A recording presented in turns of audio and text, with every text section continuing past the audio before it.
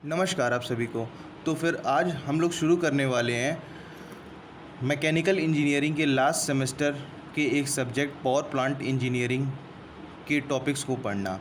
तो आज हम लोग सबसे पहले शुरू करते हैं पावर प्लांट इंजीनियरिंग। तो सबसे पहले आज हम लोग जानेंगे रैंकाइन साइकिल के बारे में।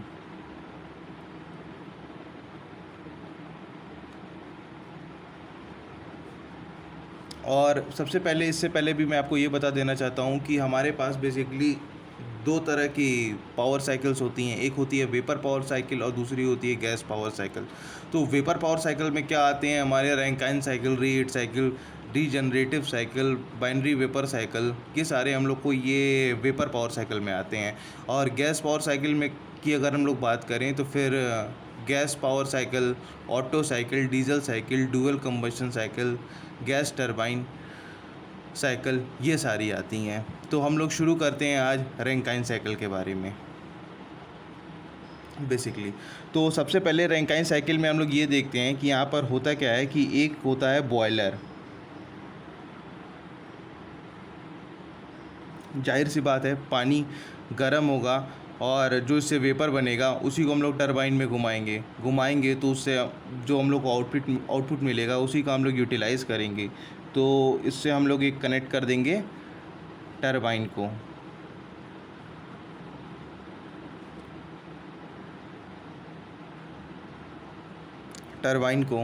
और फिर टरबाइन यहाँ पे अब चूँकि इसको ये हम लोग को अपना जो काम करना था वो इससे कर लिए। फिर यहाँ पे आएंगे आप, जब यही जो वेपर होगा अब इसको हम लोग कंडेंस करेंगे वापस से लिक्विड में। तो यहाँ पर हम लोग का ये लगा रहता है कंडेंसर।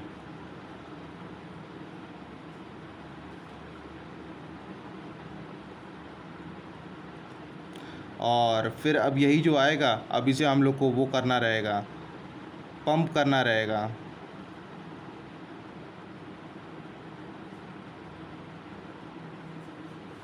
पंप करेंगे इसी लिक्विड को और यही लिक्विड जा कर के फिर से बॉयलर में गर्म होगा। फिर गर्म होने के बाद फिर से यहाँ से आएगा टरबाइन में। तो ये हम लोग का क्या होगा, फर्स्ट स्टेज। अब पहले बॉयलर से पानी गया टरबाइन में यहाँ पे आकर के स्टीम चली, फिर यहाँ से निकलेगा, फिर यहाँ आएगा कंडेंसर में, कंडेंस होगा, ये हम लोग का होगा सेकेंड। फिर उसके बाद कंडेंस होने के बाद ये जाएगा पंप में कि ऊपर फिर से बॉयलर में इसको पानी को पहुँचाना है बॉयलर में, तो ये होगा हम लोग का थर्ड। और ये हम लोग का होगा यहाँ पे कम जगह रह गई फोर्थ। तो अब हम लोग बात करते हैं कि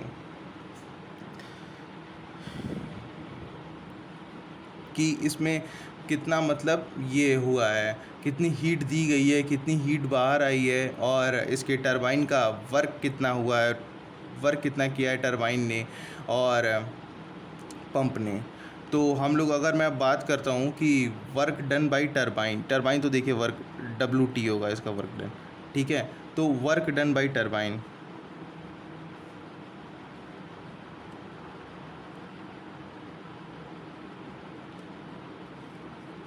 तो ये WT बराबर H1 माइनस H2।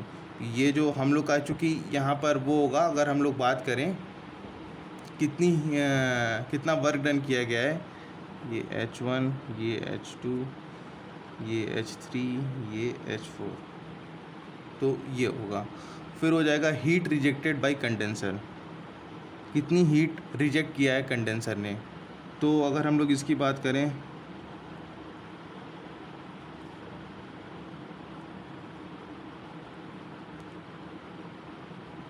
अब हम लोग कंडेंसर पे आते हैं। तो कंडेंसर क्या करेगा, जो स्टीम आ रही है, जो वो वेपर आ रहा है वेपर फॉर्म में, उसको क्या करेगा कि ये लिक्विड में कन्वर्ट कर देगा। तो जो लिक्विड में कन्वर्ट कर देगा तो यहाँ पे जाहिर सी बात है कि कुछ ना कुछ हीट रिलीज़ करेगा, जो पहले से ज़्यादा गर्मी रहेगा तभी ना वो वेपराइज फॉर्म में रहेगा, तो यहाँ पे कुछ हीट निकालेगा। तो इसको हम लोग कहेंगे क्यू आउट। तो ये क्या होगा हमारा H2 माइनस H3, H2 में से ये H3 जाएगा, तो ये आ जाएगा हमारा Q आउट। अब हम लोग बात करते हैं वर्क डन बाय पंप की बारी आई। तो पंप ने कितना वर्क डन किया है, तो उसको हम लोग कहेंगे WP से रिप्रेजेंट करेंगे।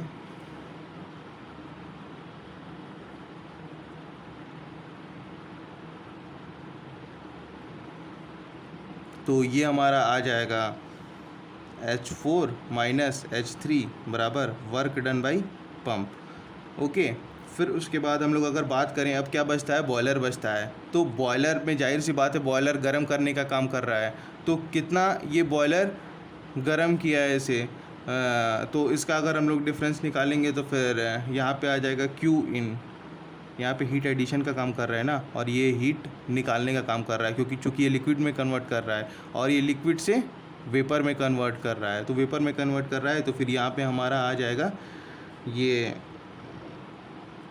हीट एडेड इन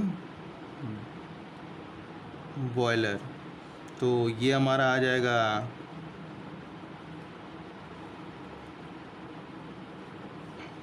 कुछ H1 में से हम लोग इसको, मतलब ये जो फाइनल कितना, मतलब वो हो गया, कितना टेम्परेचर रेज हो गया, उसमें से इनिशियल को हम लोग जो पहले से आया मिला था उसे घटा देंगे, तो हमें पता चल जाएगा कि कितना बॉयलर ने काम किया है, वर्क डन। और अगर हम लोग इसकी इफ़िशियंसी की बात करें तो इफ़िशियंसी हमें पता ही है कि 1 minus net heat rejected by heat added,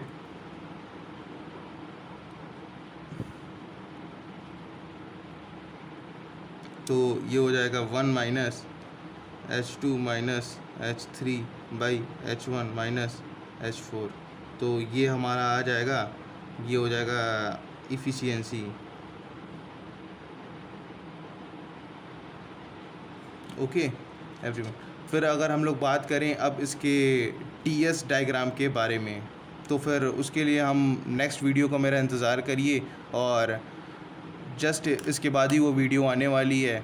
और बेसिकली हम लोगों ने इस वीडियो में क्या क्या बातें कर रखी हैं कि हम लोग को पढ़ना दो तरह की साइकिल्स के, दो तरह की पावर साइकिल होती है बेसिकली। एक होती है वेपर पावर साइकिल, दूसरी होती है गैस पावर साइकिल। तो वेपर पावर साइकिल में कौन कौन सी आती है, Rankine cycle, reheat cycle, regenerative cycle और बाइनरी वेपर साइकिल। और गैस पावर साइकिल में कौन कौन सी आती है, auto cycle, diesel cycle, dual combustion cycle, gas turbine cycle. ये सारी हम लोग को गैस टरबाइन साइकिल में पढ़नी है।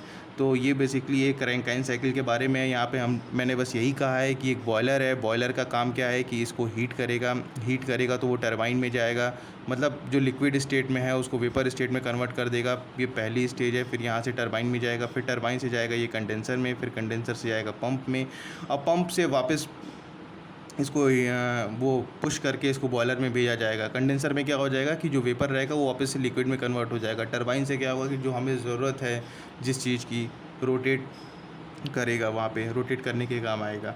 और फिर हम लोग यहाँ से हम लोग हर एक का बॉयलर का, टरबाइन का, कंडेंसर का, पंप का, ये रहा बॉयलर का, ये रहा पंप का, कंडेंसर का, टरबाइन का, हर एक का।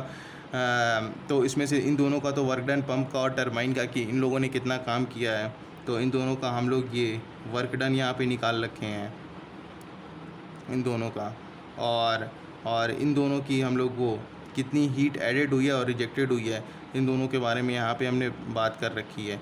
Okay, thank you everyone and wait for my next video. Sorry, यहाँ पे थोड़ा सा ये चीज़ नहीं दिख रही होगी, इसके लिए सॉरी, माफ़ी चाहता हूँ।